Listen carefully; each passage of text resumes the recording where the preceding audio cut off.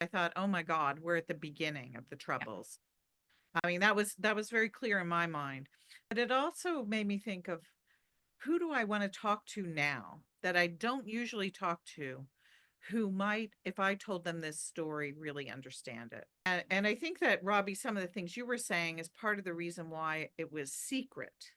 I mean, it was secret. They didn't put up an announcement on social media and say, come to a meeting where we're going to try depolarization. Literally, the two Catholic priests started sneaking over the wall and going to Protestant churches and quietly talking to clergy and just sort of showing up at worship and doing this crazy thing where they were, I mean, they're worshiping with Satan. I mean, Mm. as far as the Catholic side was concerned. And so they sort of got to know which churches would welcome them and which people would just sort of treat them horrifyingly badly. And so that sort of started giving them a sense of the Protestant landscape on the other side of the fence. And then they invited people.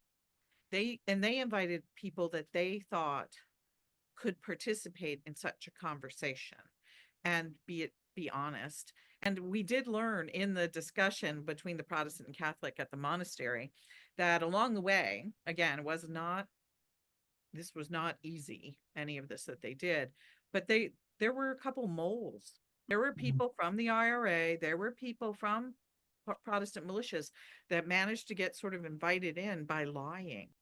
But what was fascinating is the group eventually figured out who the liars were, and they kicked them out. Just sent them packing and said, you can't be here because you're not honest.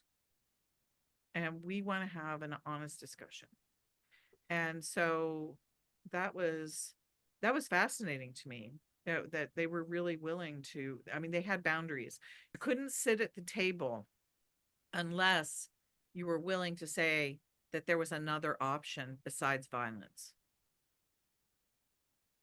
And then that principle went up to the main peace process eventually in the late 90s, where if someone wanted to be part of those big peace talks that become the Good Friday Accords, um, you had to forswear political violence for your ends, and you had to decommission your